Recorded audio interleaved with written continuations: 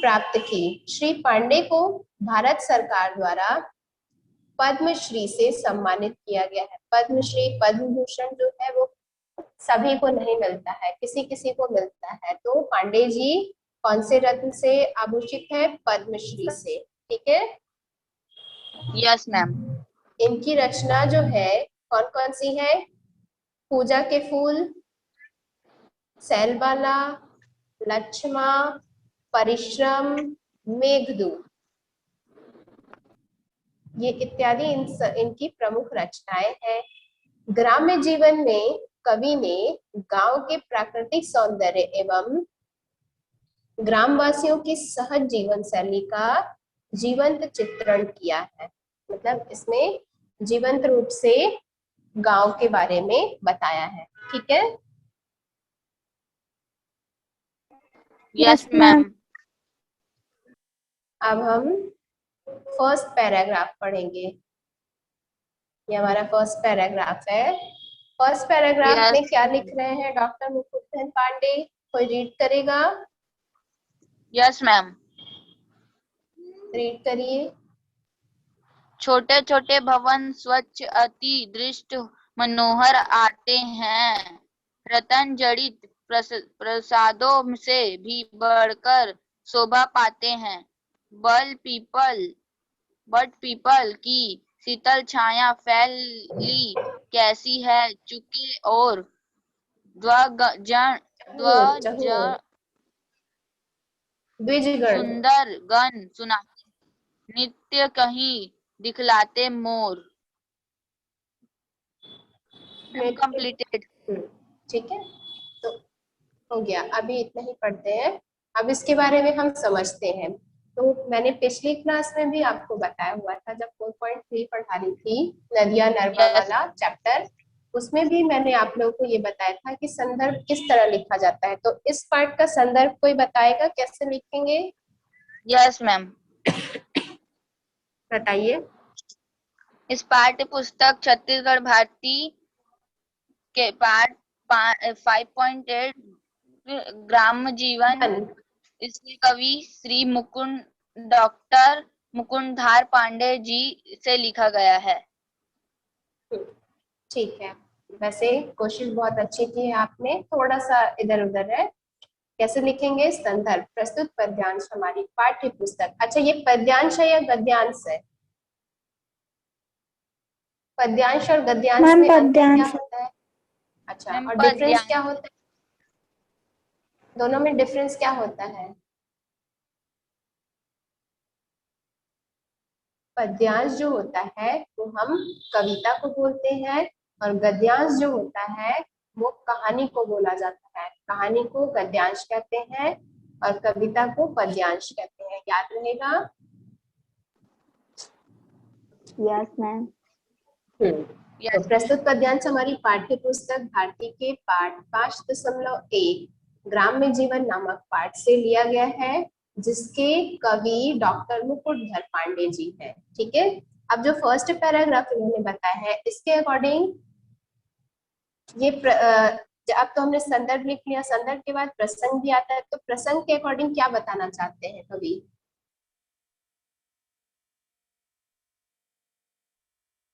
इस बार ये जो चैप्टर, ये जो हमारा है फर्स्ट पैराग्राफ के अकॉर्डिंग जो लेखक है, सॉरी कवि है, वो ये बता रहे हैं कि प्रस्तुत पद्यांश में कवि ने गांव की सुंदरता का वर्णन किया है। ठीक है। अब अर्थ हम समझते हैं। तो अर्थ में फर्स्ट लाइन देखिए क्या लिखा है? छोटे छोटे भवन स्वच्छ अति दृष्टि मनोहर आते हैं। तो प्रस्तुत पद्यांश में कवि हमें यह बताना चाहते हैं कि प्रकृति की गोद में बसे गांव, जहाँ छोटे छोटे भवन, भवन का मतलब घर होता है। ठीक है। छोटे छोटे कच्चे पक्के घर अत्यधिक स्वच्छ हैं, रत्न जड़ित प्रसादों से भी बढ़कर शोभा पाते हैं। ये जो है, अर्थात घर जो है वो बहुत ज्यादा स्वच्छ है, वहां पे किसी भी प्रकार का प्रदूषण नहीं है। आप कभी किसी गांव में जाके देखिएगा, वहां प्रदूषण नहीं मिलता है, बहुत ही स्वच्छ रहता है वो गांव।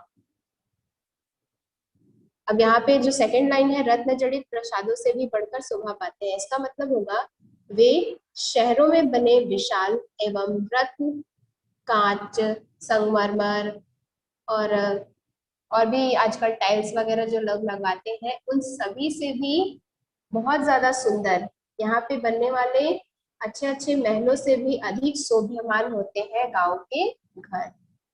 ठीक है। Yes third ma'am. लाइन में क्या लिख रहे हैं कवि? बट पीपल की शीतल छाया जैसे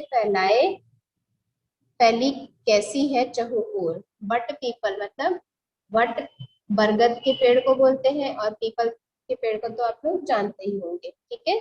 तो गांव के बीच बीच में छोटे छोटे चौराहे होते हैं, तो चौराहे में चौराहे जैसे बनाया जाता है, वहां पे ना पीपल का पेड़, बरगद का पेड़, ये सारे पेड़ पाए जाते हैं। तो पीपल का पेड़, बरगद का पेड़ गांव के बीच बीच में चारों तरफ से छाया प्रदान करते हैं, और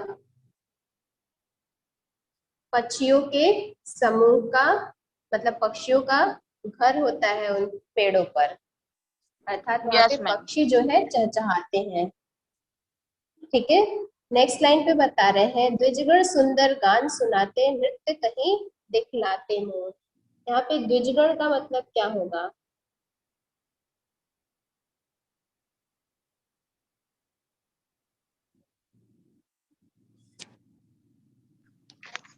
पक्षीगण। पक्षीगण। ठीक है। तो पक्षीगण जैसे कि पेड़ों की छाया में बैठते रहते थे, पक्षियों का वो स्थान होता है। इसके बाद द्विजगण सुंदर गान सुनाते, मतलब पक्षी जो चहचहाते रहते हैं, अगर किसी भी पेड़ में बैठे रहेंगे तो वो अपनी आवाज से मधुर आवाज निकालते रहते हैं। इसके बाद क्या लिखा है? गाँव नृत्य कहीं दिखलाते मोर, और कहीं ना कहीं बादलों पर्वतीय क्षेत्रों में बादलों के घिरने पर मोर जो है वो नृत्य दिखलाते हैं, नृत्य करते हैं, तो नृत्य करते हुए हमें दिखाई देते हैं। ठीक है, समझ आया? Yes ma'am. नेक्स्ट पैराग्राफ देखिए। नेक्स्ट पैराग्राफ कौन पढ़ेगा?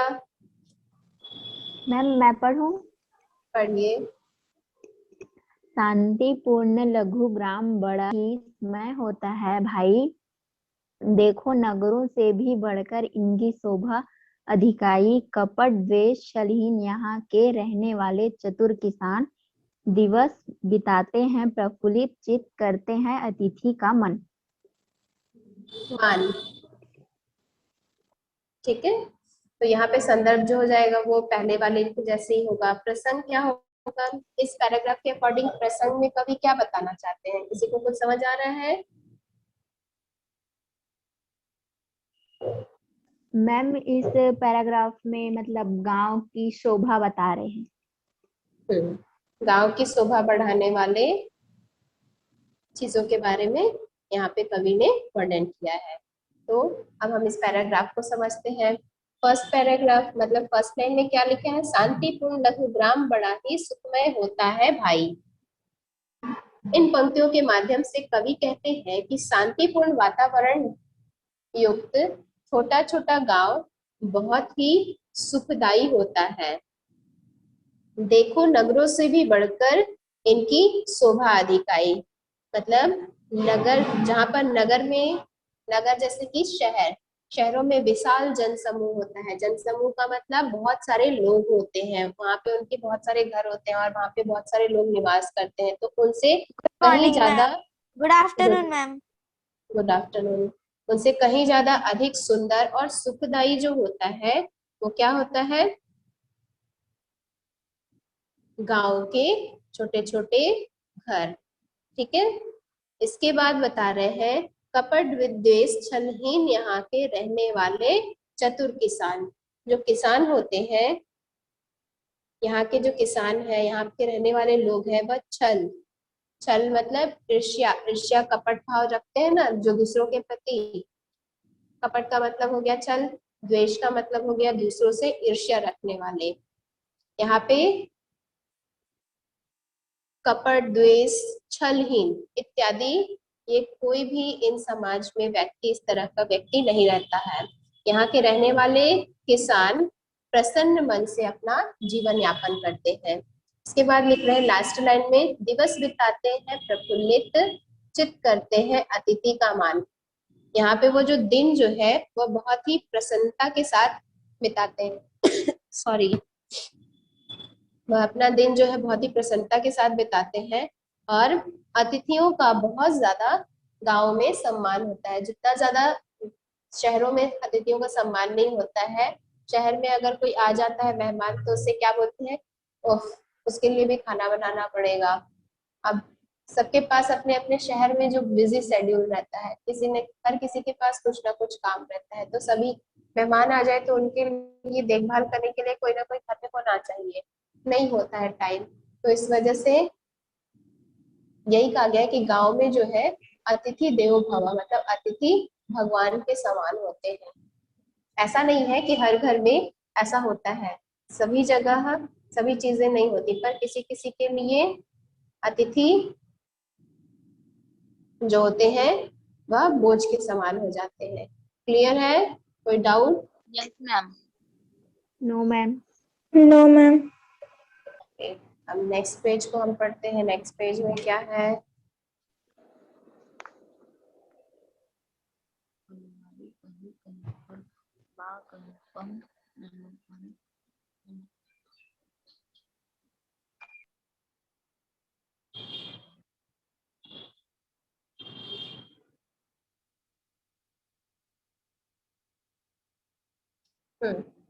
पेज क्लियर है? Yes yes ma'am. मैम।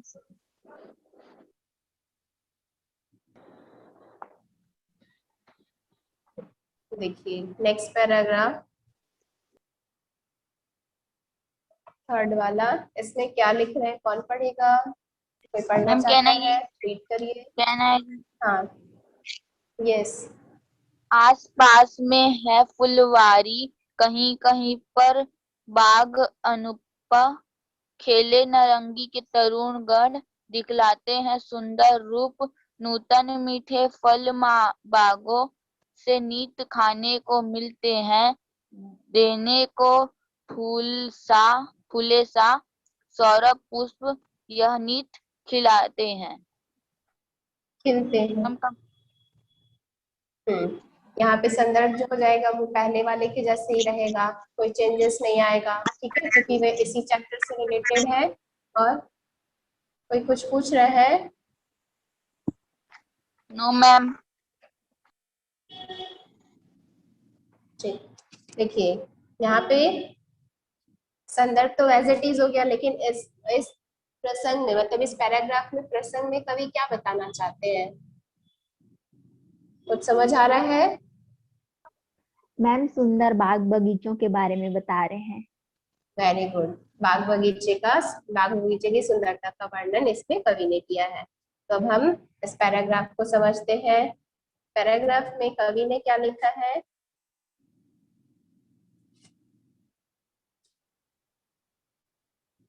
आसपास में है फुलवारी, कहीं कहीं पर बाग अनूप। मतलब इन पंक्तियों के माध्यम से कवि कहते हैं कि गांव के आसपास में सुंदर पुष्पों से युक्त फुलवारी सजी हुई है, गार्डन है मतलब, ठीक है। केले नारंगी के तरुगण दिखलाते हैं सुंदर रूप, जिसमें निकलने वाली सुगंध से गांव के वातावरण को सुगंधित कर दिया है। मतलब आसपास में अगर फुलवारी रहेगी, गार्डन रहेगी, तो वहां पे क्या निकले, वहां से अगर हवा होकर गुजरेगी तो वहां से सुगंध निकलेगा, और उस सुगंध से पूरा गांव का वातावरण क्या हो जाएगा, सुगंधित हो जाएगा। और गांव के बगीचे में जो है केले, नारंगी का मतलब क्या होता है? Ma'am, Naurango. नौरंगी, नौरंगी नहीं है, नारंगी है। नारंगी का मतलब होता है संतरा, ठीक है।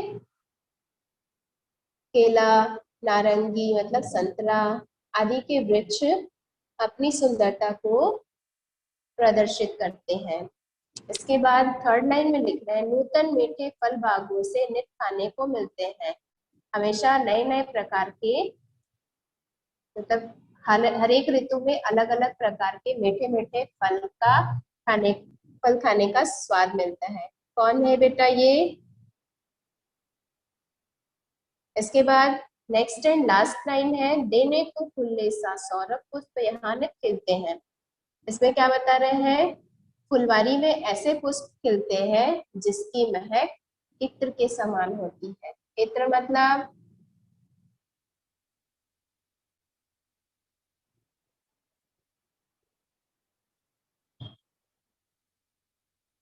सेंट। सेंट नहीं लगाते हो? Yes ma'am. उसे ही सौरभ या इत्र कहते हैं। ठीक है, yes. Next page, next paragraph में आते हैं। नेक्स्ट पैराग्राफ, प्रियांशु मैं क्या कर रहे हो बेटा? ये रीड करूं? पेंसिल का यूज क्यों किया है आपने, पेन का?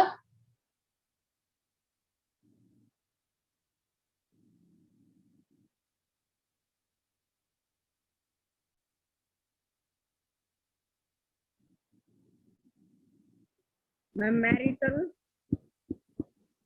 आप नहीं कर रहे हो, कौन कर रहा है ये पेंसिल का यूज?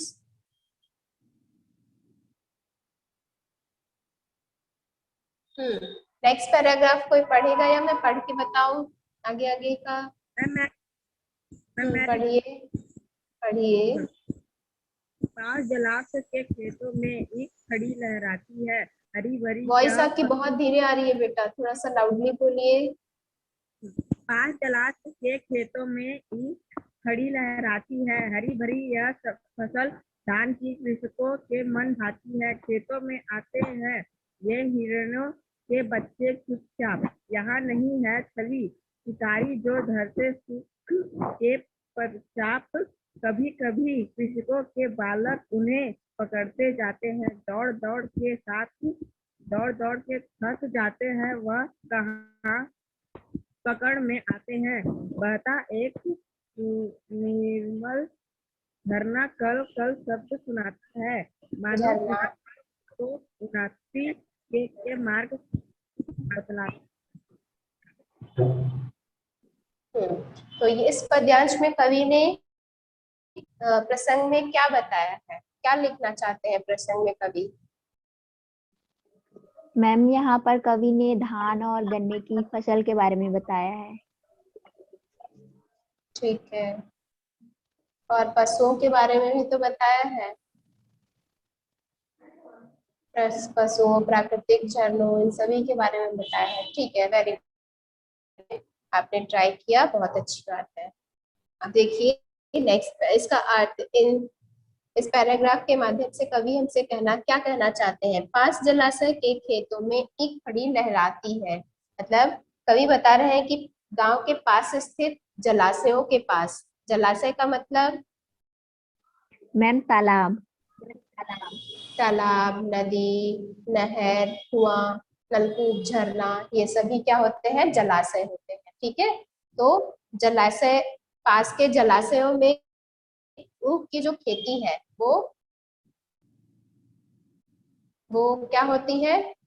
लहलहाती है। ठीक है, लहलहाती है मतलब लहराती है। हरी भरी यह फसल धान की कृषकों के मन भाती है, मतलब अब पास में जलाशय के पास में होने की वजह से खेत में जो गन्ने और धान की फसल है वो क्या होती है?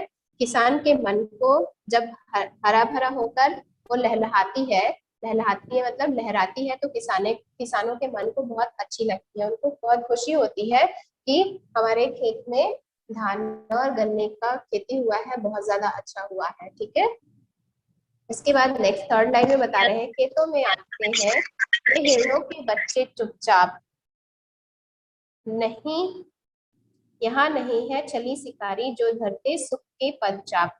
खेतों में जो है हिरण के बच्चे क्या है? वह चुपचाप मतलब बिल्कुल निडर होकर आते हैं, और यहाँ पर कोई भी छली शिकार से शिकार करने वाला यहाँ कोई नहीं है, शिकारी नहीं होगा। तो पशुओं के जो शिशु है, कौन कौन? हिरण के बच्चे, वो क्या है? बिल्कुल चुपचाप निडर होकर गांव में इधर उधर ढूंढ सकते हैं। कभी कभी कृषकों के बालक उन्हें पकड़ने जाते हैं, दौड़ दौड़ के थक जाते हैं, वे कहाँ पकड़ने आते हैं। कभी कभी जो गांव के जो बच्चे हैं वो क्या करते हैं, हिरण के बच्चों को देखकर उन्हें पकड़ने के लिए दौड़ते हैं और उनका पीछा करते हैं, और पकड़ते पकड़ते थक जाते हैं लेकिन उन्हें पकड़ नहीं पाते। बहता एक सुनिर्मल झरना कल कल शब्द सुनाता है, मानो कृषकों को उन्नति के लिए मार्ग बतलाता है। और वहीं पे पास में स्थित, गांव के पास में स्थित एक झरना है जो हमेशा निरंतर कल कल की ध्वनि करते हुए बहता रहता है, और वह जो झरना है वो किसानों के उन्नति के मार्ग हमेशा दिखाते रहता है। क्लियर? कोई डाउट?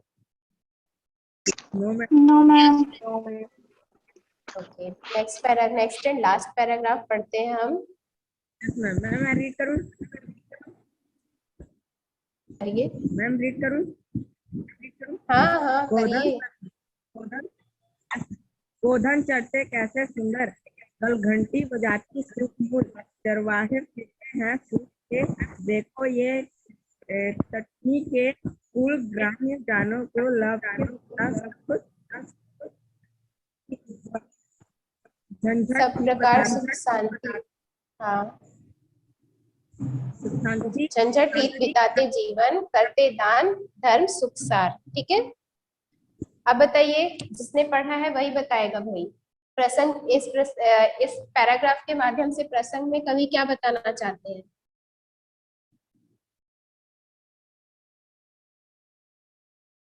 चलो कोई भी बताओ, क्या समझ आ रहा है प्रसंग में, क्या कवि बताना चाहते हैं?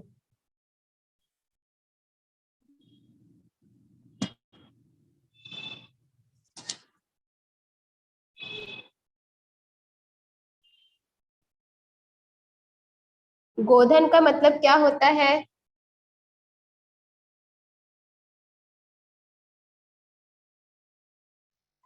मैम गाय का बछड़ा। गाय का बछड़ा या गाय, ठीक है। तो प्रसंग भी बताओ। यहाँ पे इस पैराग्राफ के अकॉर्डिंग कवि जो है वो पशुओं और उनके चरवाहों का वर्णन इस पैराग्राफ में कर रहे हैं। ठीक है, अर्थ समझते हैं।